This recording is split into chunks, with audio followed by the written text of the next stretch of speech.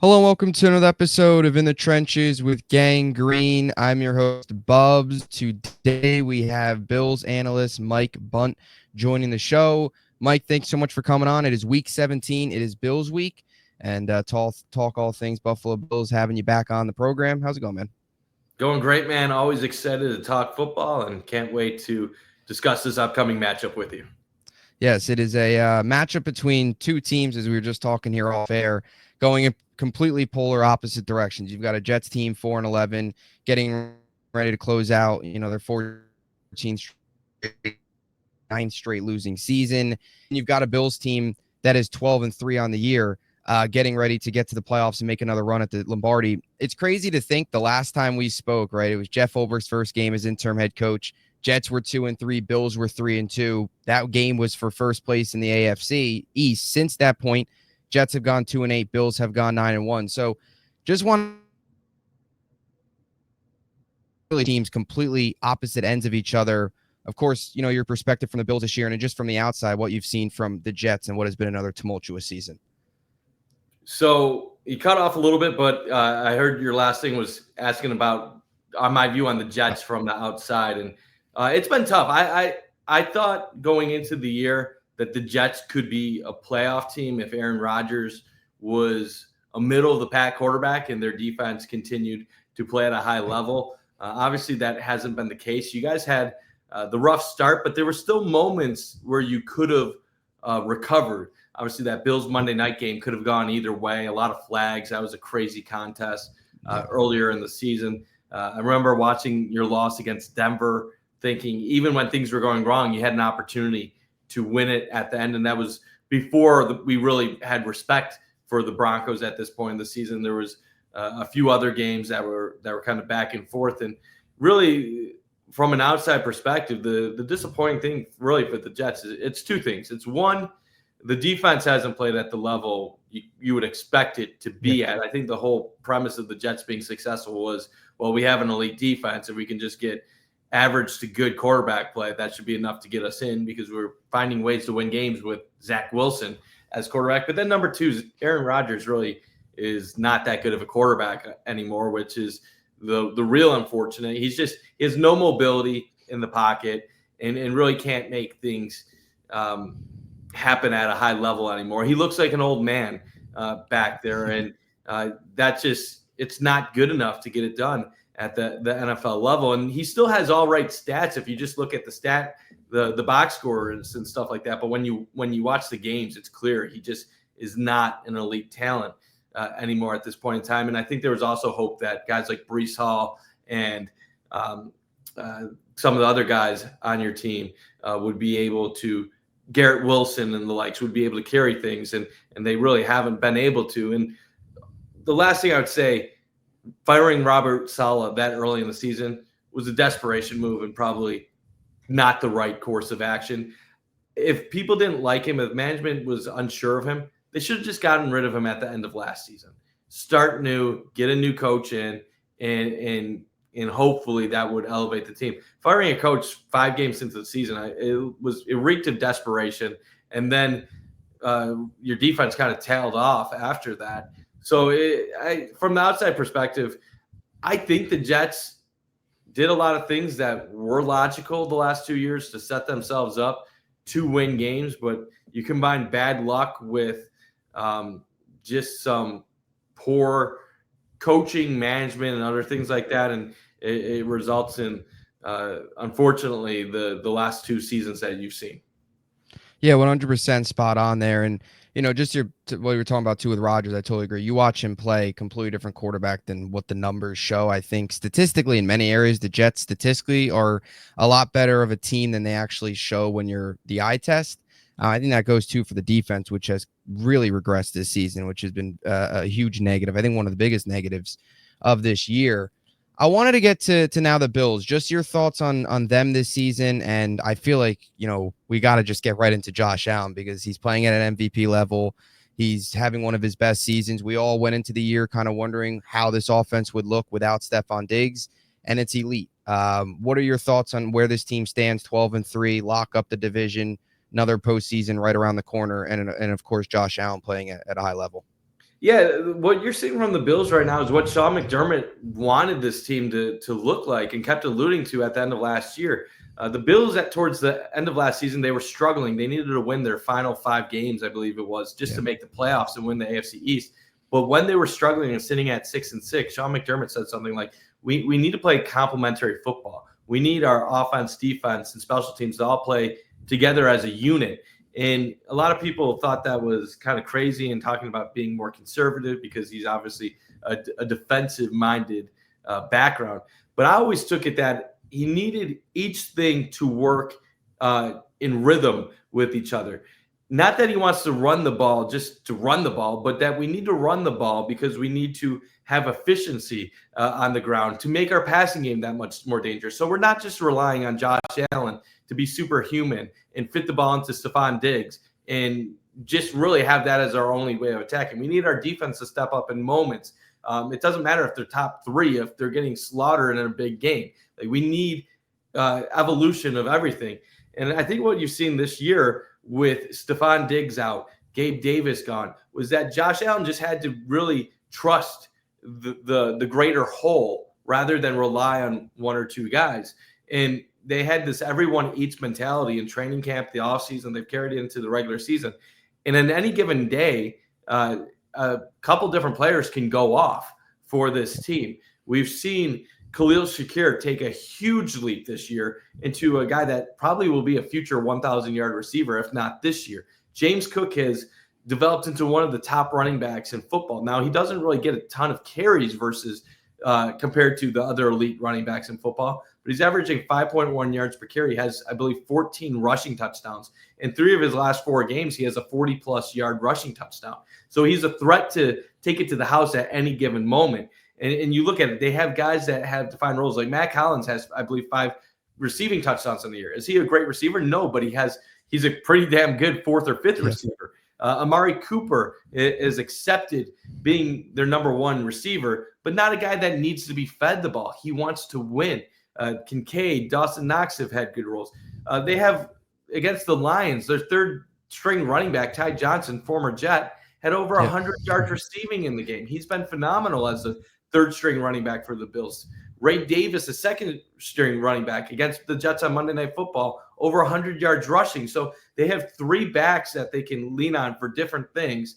They have 2 tight ends that play a pivotal role. They have a handful of different receivers. And what you've seen now is that Josh Allen really is not taking as many stupid chances as what he's done in the past. He still does to hurt, like, some of the most incredible plays you'll ever see, but he's reeled it in a little bit more. And the reliance on the run game, the reliance on the short passing game, yards after catch, have really made him a lot more efficient overall. In the past, the Bills really weren't punting the ball much, but they would give up quite a few turnovers, and sometimes that would lead to points and be the difference in close games that they were losing. Now what we're seeing is they're holding on to the ball, they're not turning it over, and that's resulting in basically a team that's really tough to beat because you're making teams drive down the field on your defense every time they score. And it's hard for most offenses in the league to go toe-to-toe with the Bills. There's a few that can. Obviously, Detroit did. The LA Rams did with Stafford and their weapons. But there's not many outside of the truly elite offenses in the league. And that is why Josh Allen, I believe, has been the MVP of the league this year. I said it was silly. Like right now, Ravens fans, Bills fans, they're going back and forth. Who should be the MVP? Who shouldn't? And quite frankly, I think you can give the MVP to Lamar, Josh, Joe Burrow if his team wasn't losing so many games, and Saquon, and be like any one of these 4 is deserving.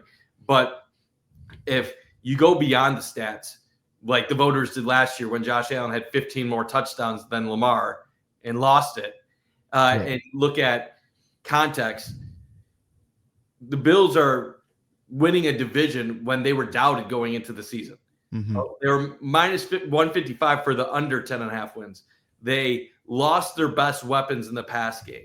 They lost talent throughout their defense. The Bills' defense is not what it was. It's a very average unit right now. And their receivers rank amongst the lowest in the league in average separation. And yet Their offense set an NFL record with 8 straight games of 30-plus points. They have their best record of Sean McDermott's time in Buffalo and a chance to get to 14 wins. So to me, it's a football organization that has adopted more of a team philosophy because of a diva that is no longer on the roster and a bunch of older talent that has moved on and younger guys that I guess lack the experience or the time in the league to really just take over instant roles. And I think it goes further to show that when you give a premier quarterback the ability to spread the ball around, they're almost more dangerous that way than they are when you give them a number one receiver and tell them, I have to just feed them the ball all the time. Now, I know that Joe Burrow will disprove that with Jamar Chase, but I think with Josh Allen, it's been a benefit to have a group rather than a guy. Yeah, I agree. And I think one thing that just stood out to me so much this year about Josh Allen, seeing him play is just the interceptions, like you mentioned, being down. I mean, this is a guy that throws 15, 14, 18 interceptions in the past. This year, down to 6, probably ends the year maybe with 7 or 8 at the most, over the next 2 games, potentially ends it with just 6 and 30+ touchdowns, which would be, I think, one of his highest in terms of like one of his best touchdown interception ratio seasons he's ever had. And you mentioned Ty Johnson, the former Jet. It's funny when I see him catch those passes, I'm, just always wondering why he could not do that when he was here. Was never good with those. Didn't really do a whole lot here. And then I'll even throw another guy in the MVP mix. Not that he'll win it, but just talking former Jets, Sam Darnold's been great this year as well. So I called that one too. When Darnold went to the Vikings and J.J. McCarthy went down, I was talking to a buddy of mine who's a sports reporter here in Buffalo. I'm like, Sam Darnold's going to throw 25+ touchdowns this year. Wow. Person laughed at me. And I told him, I'm like, you know what? Darnold's good. Like he's now on a team with a Justin Jefferson and Jordan Addison. He has a good running back in the backfield and Aaron Jones. This offense is going to put up points. And my buddy laughed at me. So I asked him, what's the over-under? And I think he said it was like something like 20 touchdowns or something after his name started. I was like, dude, hammer. Any starting quarterback should get 20 touchdowns. Sam Darnold with those guys, he's going to get closer to 30. And we've seen it. I mean, Darnold was crippled by the Jets. Zach Wilson didn't do anything with the Jets. Aaron Rodgers not doing anything with the Jets. You look at what Baker was with Cleveland and then Carolina. Darnold was struggling in Carolina. It's like what we're seeing now with quarterbacks, it asks your development is more dependent on where you go than who you are. And I am 100% convinced had Josh Allen ended up in Cleveland or New York, that he would barely be in the league at this point. And I still state to this day, I said this before the year, that Sam Darnold would have been drafted by the Bills and who their management was. Sam Darnold would have been a star years ago, in my opinion. Yeah. Yeah. No, yeah, you're 100% right. It's the age-old too, like Patrick Mahomes debate, right? People go back on and say, the Bears could have him. Even some Jets fans always say because the Jets had never would have been who he was. Yeah, it wouldn't have been exactly. If Mahomes was a Jet, Mahomes was a Bear, he would not be anywhere near this player. He probably would have been on a backup quarterback in Pittsburgh. Yeah, exactly. Oh, you're right. He'd be the Fields right now for Russell Wilson. That would pretty much probably be it. And Darnold too. You just mentioned right place, right time. Like I think last year was very beneficial for him getting to work with Shanahan and in that Niners offense, even as a backup, but just being able to absorb that knowledge and then getting now to work with Kevin O'Connell and that offensive staff. They've also got Josh McCown over there, who was actually here when he was with the Jets. I'm happy for Sam. I really am. I'm glad to see him doing well. And he's going to get a lot of money this offseason. He definitely deserves it. I wanted to get a little bit more into James Cook. Just what is it about like this Joe Brady scheme that has just kind of opened up this run game so well for him, who's on his, on pace again for another 1,000-yard seasons, which would be back-to-back. Well, I think one thing, he's a great offensive coordinator, has a great mind, but it's also the willingness to continue sticking it out. I think in the past, the Bills just didn't really prioritize the run game. And to me, a lot of being able to run the ball, it's more than just what play calls are you calling? You have to have the right mentality. going into each week. When the Bills were early in Josh Allen's stardom and they're throwing the ball 30 plus times a game, you're just not really putting a huge priority on being a great running team in practice. It's just not your thing. And Devin Singletary was good, but he was more so a guy, he can make one cut. He'll see the hole. Mm-hmm. He'll get you 4.5 yards a carry, but he'll never break anything. And the main thing that is helping James Cook really take off, he's explosive. His explosiveness is just next level. He finds a hole, once he gets that next level, 6-7 yards down the field, if you don't get a hand on him quick, he can take it to the house. And we're seeing him really gashing teams right now. And when he entered the league, a lot of people thought, is this guy a 3-down back? Probably not. He was lighter. There's a lot of questions about his ability to pass protect. And what's happened in Buffalo is after a couple of years of development, they really let him be the bell cow. Yes, they have Ray Davis and they have Ty Johnson, and they give them opportunities as well. But James Cook is the primary back in Buffalo, and they're giving him red zone opportunities now as well, which is something that we really didn't see in the past. So everybody always jokes that like Josh Allen just gets the ball every single time in the red zone. And yes, Josh Allen gets a lot of tush pushes and a lot of QB powers and QB sweeps and also scrambles, but James Cook has 14 rushing touchdowns. So it's not that the Bills just give everything to Josh Allen. They have other guys that they're getting it done in the red zone.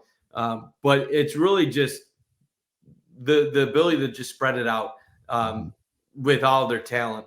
And it's really opening things up overall for them as a team.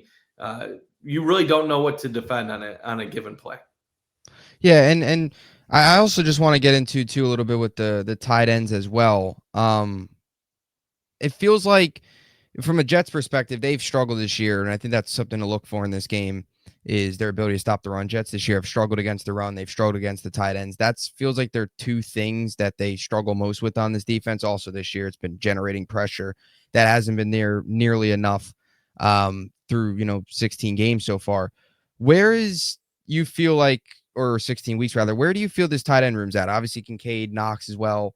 Do you feel are they where you expect them to be? Is it maybe getting more production out of the receivers, out of Cook, of course, like you mentioned? Like, I guess just would you expect here with this tight end room? So it's been underwhelming from a statistical production point of view. A lot of people, including myself, had high expectations for Dalton Kincaid this year. We thought he could be an 80 to 90 reception tight end. He hasn't been close to that. Even before he got hurt and missed a stretch of games, he wasn't really putting up big numbers. I mean, he's putting up all right numbers for a tight end, especially a young one, but not the production that was expected. Dawson Knox has actually done all right in the few games that he had to fill in for Dalton Kincaid and take on the primary tight end spot, and he filled in all right and made some plays.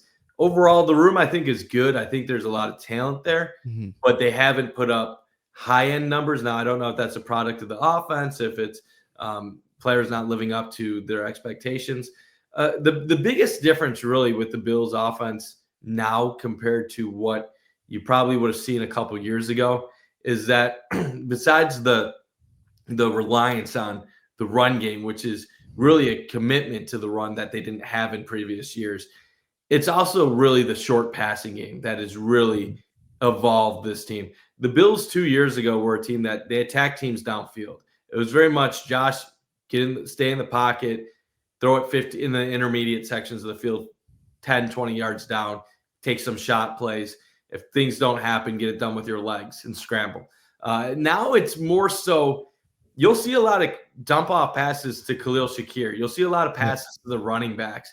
Even Kincaid, it'll be like 5-yard passes. They are always getting in front of the chains. They're trying to get 6 yards on first down to set up a 2nd and 4 or a 2nd and 3. And when you get the team like the Bills in 2nd and 3, 2nd and 4, you're not going to stop them most of the time on the next 2 downs. Because if they run it, you're probably going to make it a 3rd and 2, 3rd and 1. And then even if you don't convert there, you're setting up a 4th and short, and that's just a QB sneak for them. Or you keep the pass open, and that's how they've been able to get a lot of shots. But Khalil Shakir is really the biggest difference maker on this Bills offense. Early on in Josh Allen's career, they could not get yards after the catch for the life of them. They were one of the worst screen teams in the league. They basically, you'd complete the pass, guy would get tackled. Shakir has been a human cheat code. He will literally just run a route, yard down the field, 2 yards down the field, and he'll turn it into like an 8-9 yard gain. And he does it routinely. He's essentially been a running back several times. They're running plays that are passes.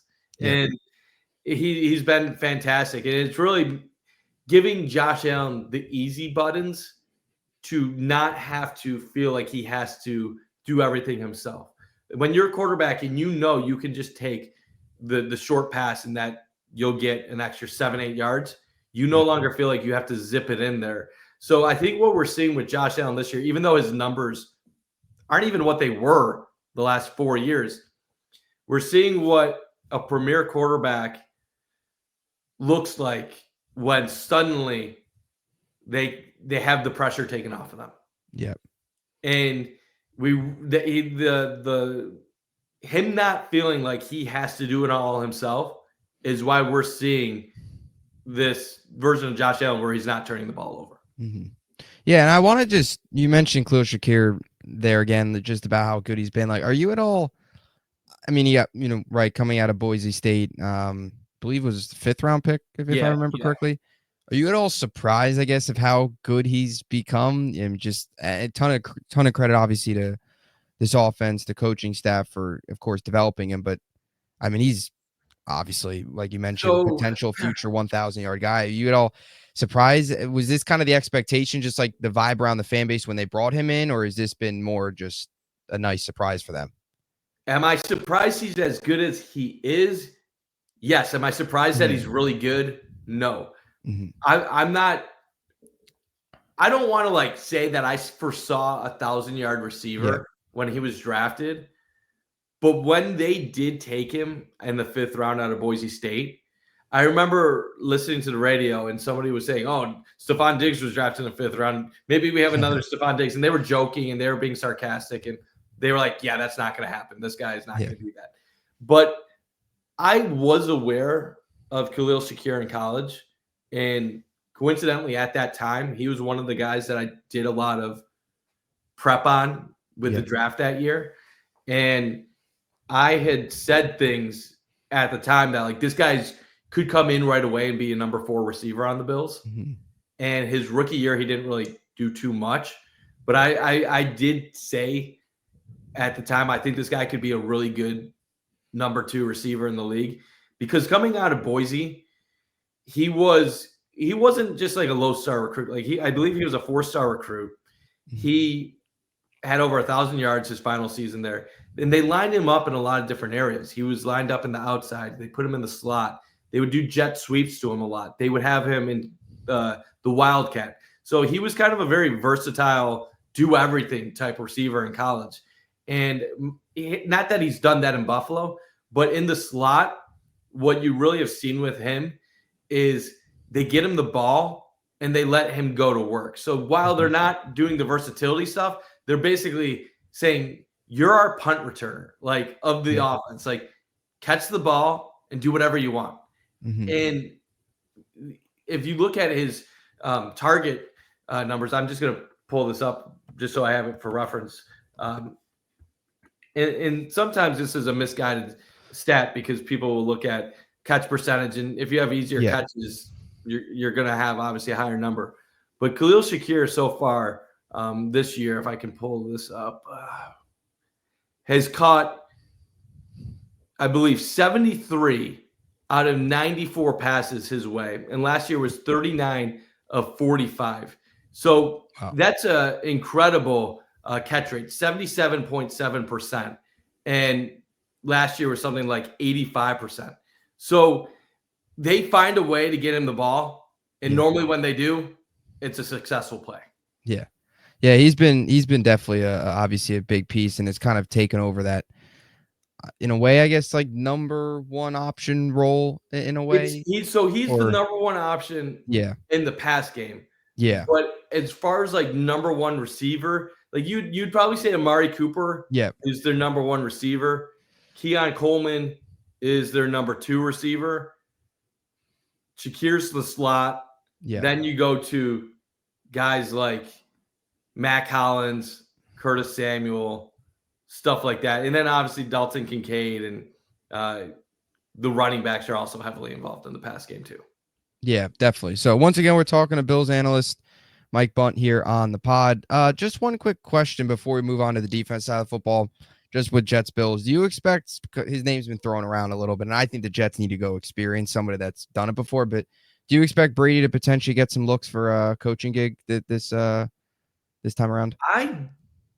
That's a good question. I don't really know the answer to that right now. Mhm. I feel like he's too young and hasn't been a successful offensive coordinator long enough to warrant the head coaching opportunities. I feel like that could be a disaster if he went to the wrong situation. Not because he can't be good, but when you are an offensive coordinator with an all-pro caliber quarterback like Josh Allen, who's had success with every single offensive coordinator that he's had, I think it's hard to say how much is the result of him versus how much is the result of the quarterback running things.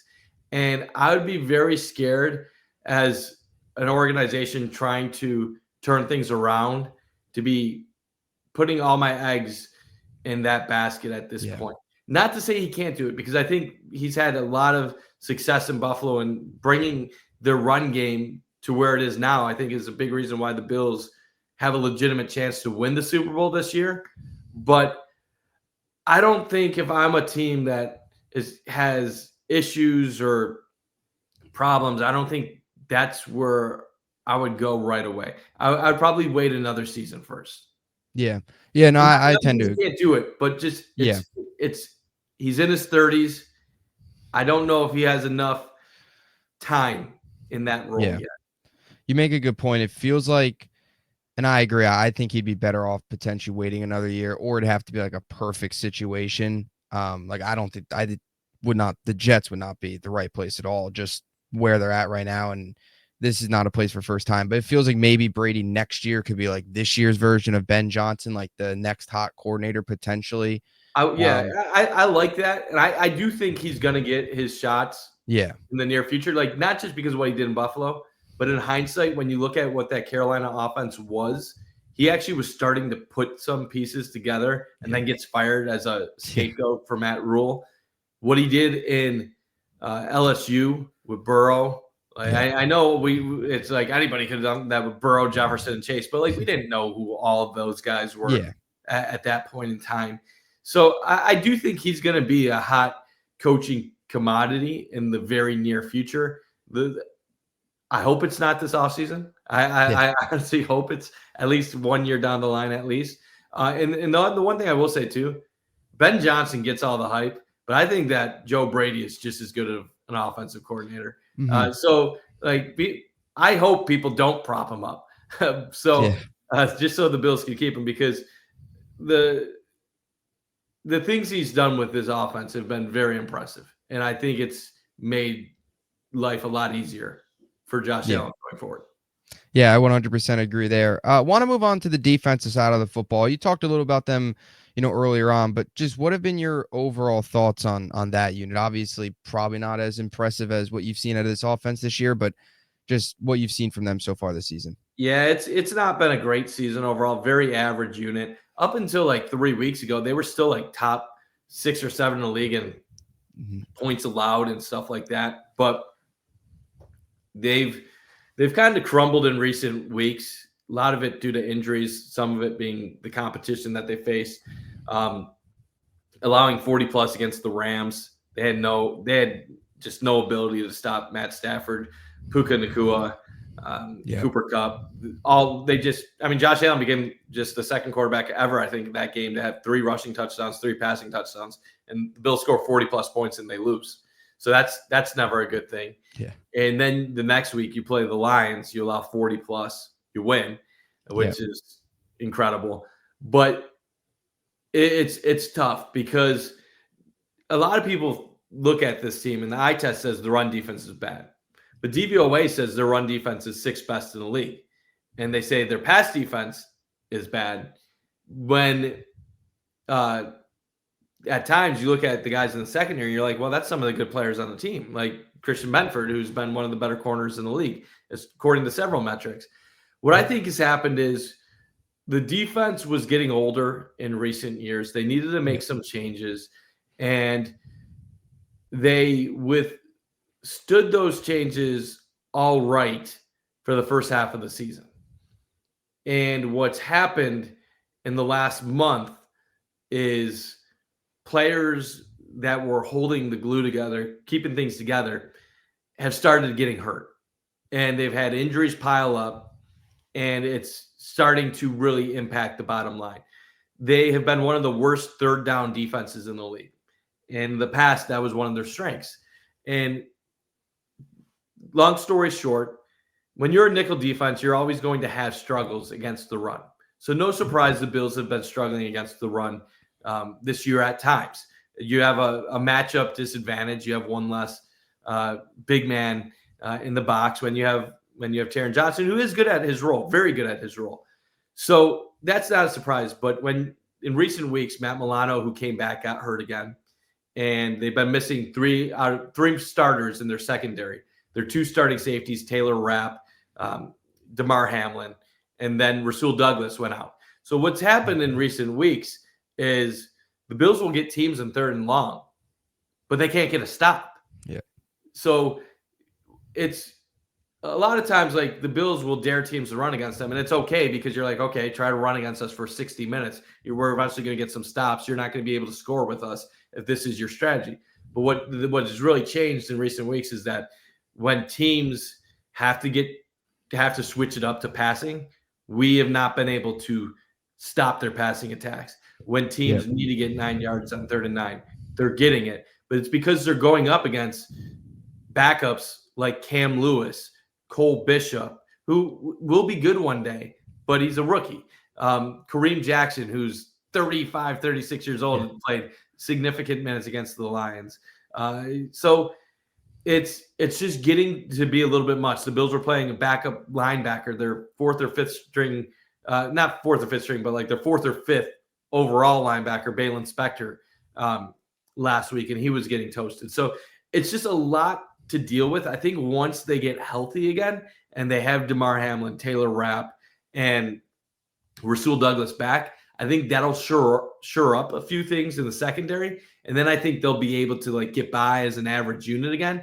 But until those guys are back, it's been a below average unit overall. But I think with them clinching the division so soon, so early in the season, that they've been probably playing things a little bit safer with injuries than what they would have if they were still fighting for a division title or a playoff spot.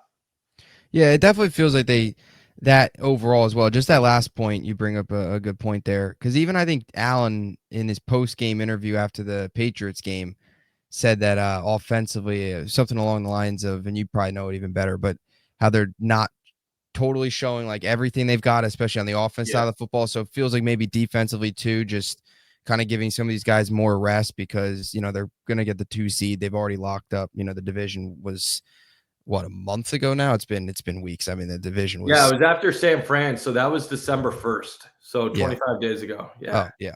So it's been a division dominated by them, and a division definitely this year that was dominated. So definitely an interesting point that you bring up there. I want to get to one of the pass rushers that has obviously had a very productive year. That's Greg Rousseau. Just what does he, bring to the table so far this season, and a guy that I think is somebody to look for, especially on Sunday, because Olu Fashanu, the Jets' promising left tackle, is out the next 2 weeks with plantar fasciitis. So Max Mitchell or Carter Warren will get that spot, and they've been awful. Neither of them are very good. Warren in his 2nd year, Mitchell in his 3rd year. Both haven't really shown any progress, so could be a big day for him. Just what have you seen from him this season? Yeah, Rousseau's had a really good year.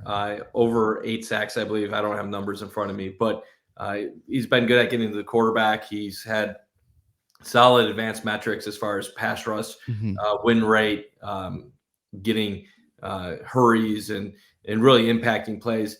Rousseau's one of those tough players for fans to really talk about, though. And the main reason being he's a premier. I think he is a top level defensive end. Like, I won't say Yeah. like the top 5 or 6, but like he's a top 10 to 15 defensive end to me in football. But he does so because he's balanced in many areas. He's good in the run game, despite what his PFF grade might show right now. He can get to the quarterback, but he's not a guy that's ever going to be like 14, 15 sacks. He's always going to be Yeah. probably that 7 to 9 or 10 sack guy who will contain, will make guys cut to the inside. He'll get tackles in the run game, and he'll make an impact. But what happens when you're a really good player, but you're not a flashy player, is that fans start to devalue what you do because they'll see somebody that gets sacks and they'll be like, "Oh, that guy's better," while they're not paying attention to when the guy doesn't have contain or they over pursue and they get out of position and they allow a big play. They won't pay attention to that, but they'll notice every time they get like 2-3 sack games and stuff like that. So I think Rousseau is a difference maker.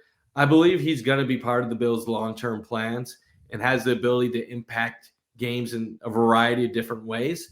And with his height, like, he also makes tough on like short passing games and stuff like that because he can get his hands up and do a lot of different things. So definitely a player that's going to be a difficult matchup for many opponents. But does he have the ability to just take over and just dominate? I don't know if that's his forte. It seems like there's been a few moments, but then there's times that he'll go quiet as well. Yeah, I totally agree with your point too about sacks. Just in general, I think sacks have always been sort of overrated. Sometimes the way people look at them, it's all about sacks. Sometimes I've always kind of related sacks sometimes to like wins for a pitcher in baseball, where it doesn't always tell the whole story. You know, you could do everything on a play to get a sack, and then quarterback either throws it away or somebody else comes in. I think pressure rate, all that stuff sometimes is even more important. Of course, being more balanced even against the run as well, is better off than being just a high sack guy who maybe doesn't do a whole lot else well.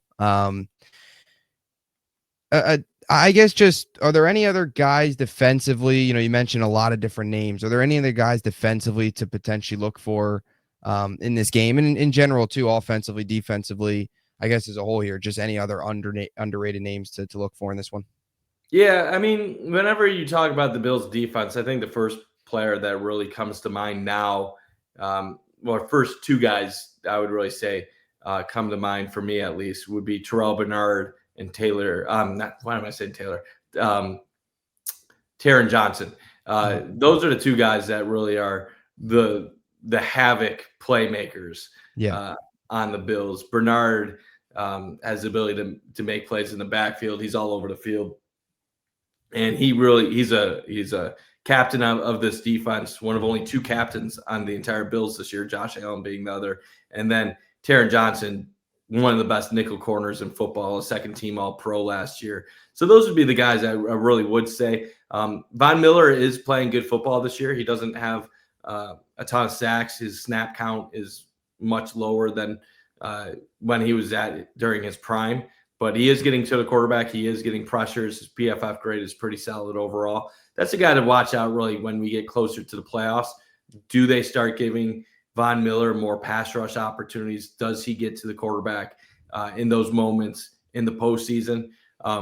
Because a lot of fans kind of forget that he's even on the Bills at times. But guys like that normally step up when it matters the most. And if you remember, last year was coming off the ACL, really was a no impact player, and the year before was out for the playoffs. So this really is going to be the first time in his Bills career where he's going to be playing playoff football and be fully healthy and revved up to go. And I think some of the Bills managing him, it might just simply be managing him so they have him for when it counts. So those would be the guys I would watch out for. Ed Oliver, Daquan Jones, they always have the ability to make an impact on the game, but they really haven't been consistent dominators this year like they were last year. at times. AJ Epineza really hasn't been great on the edge for most of the season. So the only other wild card maybe to look out for would be Dorian Williams. He's been up and down in the second year in the league as a linebacker, but sometimes has the ability to make some explosive plays and at times can really step up and make an impact. Yeah.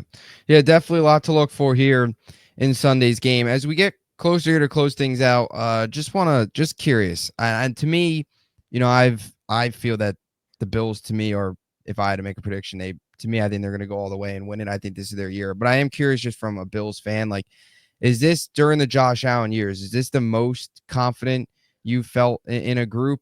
I guess kind of where would you place this team going into the playoffs as how you felt in previous years? Do you feel this is I would say this is the best I feel about them going into the postseason. I don't want to say that this is the best I feel like their chances were, because the year that 13 seconds happened against Kansas City, where they had the lead, they were playing some dominant football down the stretch. And I truly do believe that they would have gotten past Kansas City in that game and held on like they should have, that they probably win it that year. But out of the last couple years, this does feel like their best opportunity. 2 years ago, 13-3 season, but Cincinnati just seemed like a really tough matchup for them. Yeah. And they'd gone through a lot, mentally exhausted, fell apart. Last year, I thought they had a lot of momentum going to the playoffs. Game against Kansas City, you miss a field goal in the final minute. I thought they had a chance last year.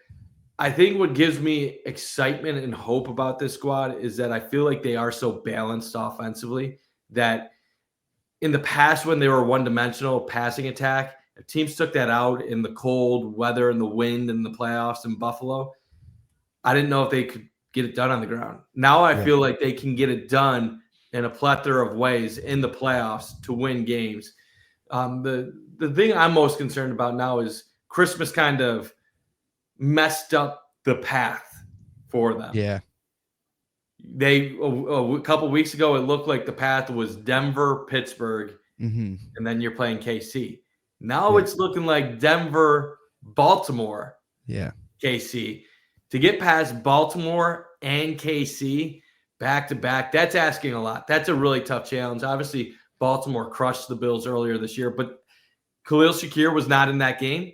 Amari Cooper was not a Bill yet, and it was on the road in prime time.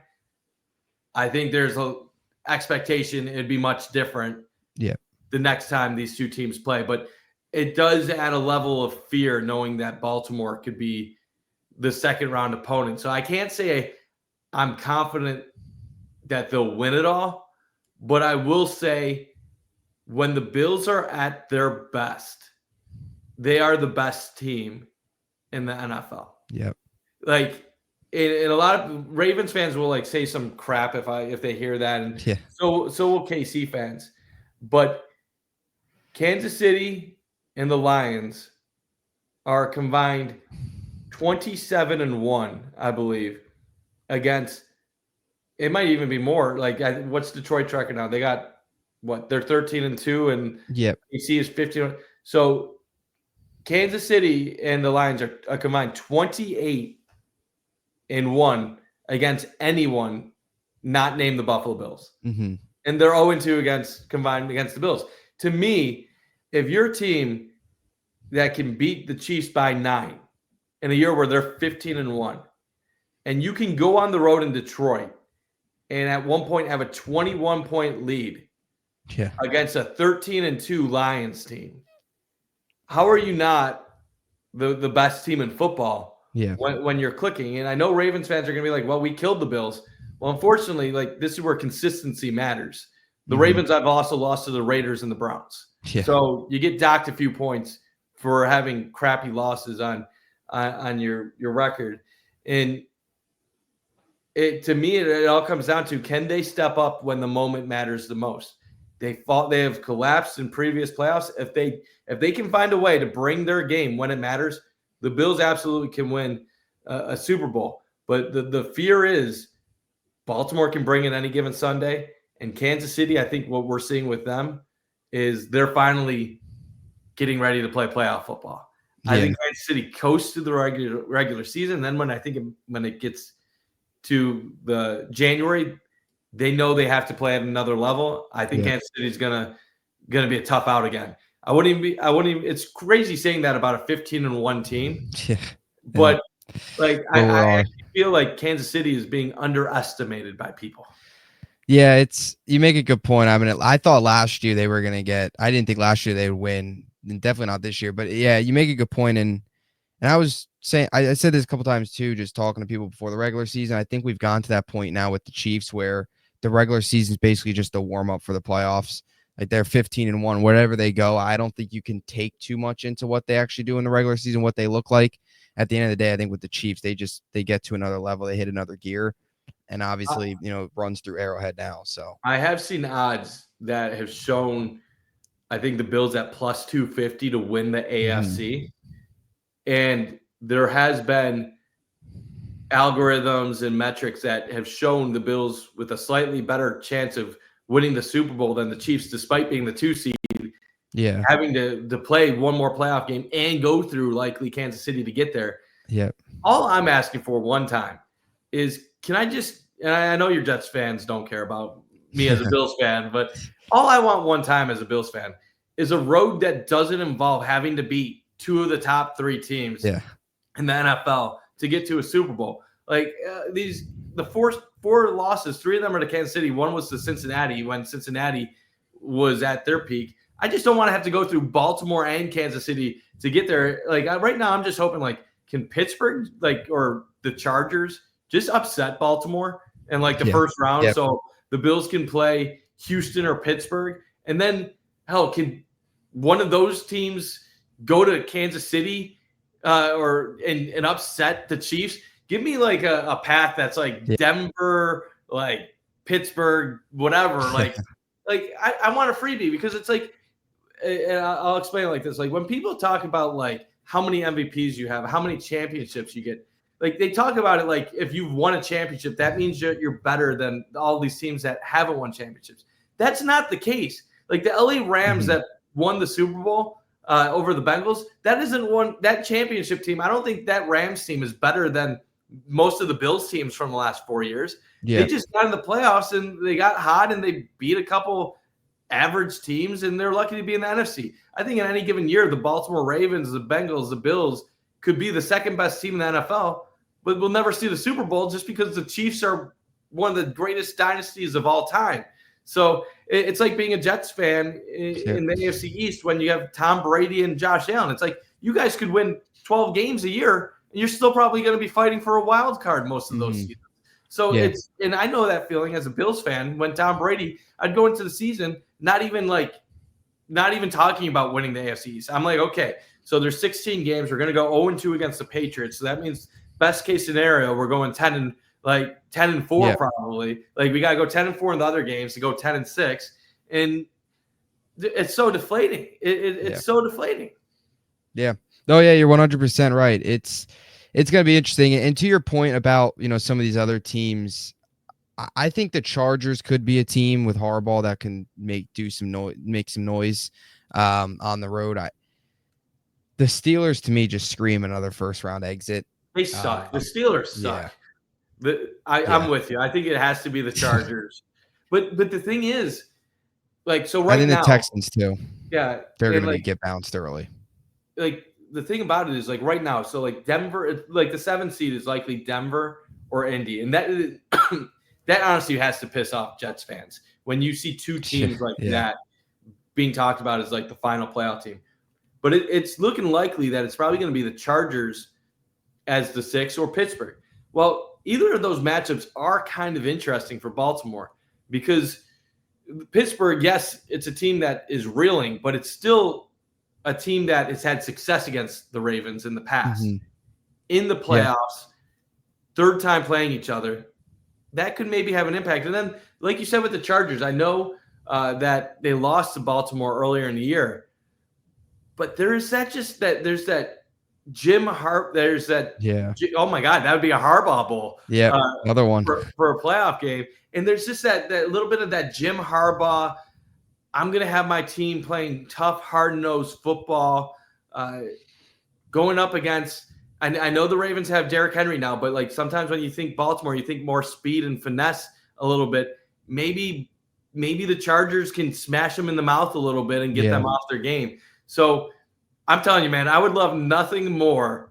I'm telling you 100%. If LA was a 6 and Pittsburgh was a 5, I would love nothing more than to see somehow LA upset the Ravens in the first round, and then hell, they can play the Chiefs, and then hell, the Bills are playing the winner of Pittsburgh and Houston in that scenario. Like, come on, like at that point in time, I'd be thinking like, hell, we're going to the AFC Championship, but I'm also thinking like, LA gives the Chiefs problems. Could we host? And I know none of this is going to play out. We're going to play Baltimore in the divisional round, and I'm going to be scared out of my mind. But yeah, it's a crapshoot. You never know what's going to happen. Yeah, it's always interesting whenever teams, get hot at the right time. But I totally agree with Harbaugh. If there was a coach, especially warm weather team going into the cold, if there was a coach that could get his guys ready and adjust, his teams are going to be prepared. You've got Herbert. Like, you take Herbert, pair that with physical, good coaching. I could see them making an upset on the road, definitely. Pittsburgh, I don't see going anywhere. They're 10-7 out. I think Houston, what if Pittsburgh plays? You pick Houston over Pitt? If Pittsburgh plays Houston, it's tough. I mean, Houston would be home. I just don't like the way Stroud's playing. I think Tank Dell's such a big blow for them. But I don't know. I mean, I could see Pittsburgh with their defense. Like if Russ, you get Pickens fully healthy, I could see Pittsburgh. That's kind of, to me, that's just one of those games where the next week they're going to get blown out. Whoever wins that game. Would you take CJ Stroud on the Jets right now? Yeah, I would. Would you be confident giving him like a long-term big money deal on the Jets, or like if he like, I know this is all like unreal, but like never going to happen. But like if the Jets could get him on like a 5-year, $250 million contract, would you do it? Yeah, because I would, because they haven't. Well, Rodgers at most is another year. It's just one more year. And then you're gonna have to go into the whole draft thing starting again, over and hoping. Yeah, I would. If you would have told me right now, even with the way he's playing, that we get Stroud for the next 5 years, that guarantees me at least probably 3 playoff appearances. You upgrade the defense. I would take a quarterback over the next 5 rather than, because where we are right now, you've got Rodgers for maybe another year. Maybe you draft a quarterback this year. Let's say you don't, then next year you're gonna have to trade up for like a Manning or somebody like that. 2026 class. Do you think they draft one this year? I think I think so. I think they can. I don't think they're not going to be in range for Cam Ward or Shadur, but I could see them going after like a day 2 guy, maybe a Milroe if he falls, a Jackson Dart, somebody like that. So you don't see them taking someone that'll start right away. No, I think Rodgers will be back. I don't personally, and I'm not really for Rodgers coming back, but I think they're going to go bridge, and then whether that's a Tyrod, somebody else, and then a rookie. And they've also got Jordan Travis. Like, they've got Tyrod under another year. I could see them, a new coach coming in, not wanting Rodgers. Or maybe they keep Rodgers. They go Vrabel and pair him with Rodgers. And then Rodgers is your bridge, and you sit the rookie. I'm not starting a rookie next year. Those days for the Jets, I think, are over, of starting a rookie year 1. I don't think you can do that personally, but it'll be interesting to see what happens. Rodgers, rookie, Tyrod, rookie, somebody like that. Maybe they bring Darnold back, which is probably not going to happen. I'd be on board. That would be something. It would even out, because I've got a Darnold jersey and I've got a Rodgers jersey. So the Rodgers jersey, if he goes, is going to be, I can't wear that anymore. So there's no way that could actually happen. No, it's not going to happen. Could it? Won't. There's no way he would come back. No, 100%. He's not going to come back. It would be. It'd be great though. It would. Everybody would have their jerseys back. So yeah, it would be. And Rich Cimini, one of the beat reporters for the Jets, he's been covering them for ages. He had a he does a podcast, and he said he always drops some nuggets. He says that Darnold coming to the Jets, I forget, he used some analogy. It's like basically saying it's not happening. Yeah. He's just come back in this market. No way. No way. But I mean, hey, you told me Darnold, rookie, Vrabel next year, I'd be all on board. I guess that's how desperate we are at this point. I mean, I could see that. Vrabel Yeah. would make sense, right? I think Vrabel's Oh, really Vrabel's my top guy. If the Jets could get Vrabel and maybe, assuming Rodgers is gone, get a bridge guy and then draft someone to back up, except that I don't want to say tank, but like if you know Arch Manning like has a chance, or like one of the guys you really like in next year's class might be better than what you have at the top of this year's class, opens up the door to do it. Like you never want to tank, but no, it would be it would open up possibilities to rebuild and really get stuff back on track. Yeah. I mean, and I know Tyrod is, but even Rodgers, like I know Tyrod is a lot younger back in 2017 when you guys made the playoffs, but like I could see a world where like this team's talented enough if they get the right coaching. I don't see how I don't think it's crazy to even say like, let's say they draft a quarterback this year, they can go maybe 9-8 with Tyrod next year with good coaching and a better defense, and then you improve the run game from like actual using Breece Hall the right way, which they don't know how to do. Like I don't think it's crazy to maybe fall into that path, and then you kind of go into like the whole like Josh Allen, right? Well, then they took Allen 2018, but you can go Tyrod this year, and then maybe draft a quarterback next year, or you go Tyrod then because he's under contract for another year.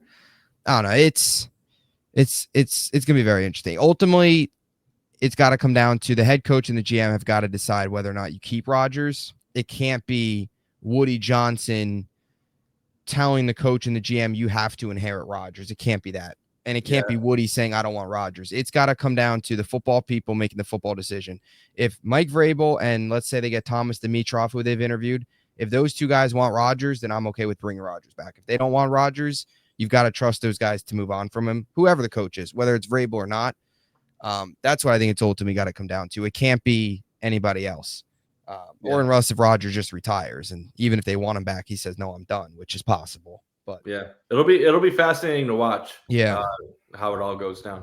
Yeah, 100%. So really appreciate you coming on, talking a little Jets, Bills, little NFL. Where can everybody find all your stuff, social media, and all that good stuff? Yeah, you see the handle below. You can find me at Mike_Bundt on Twitter. You can find me at Bundt Takes on TikTok, and then I'm with Trainwreck Sports.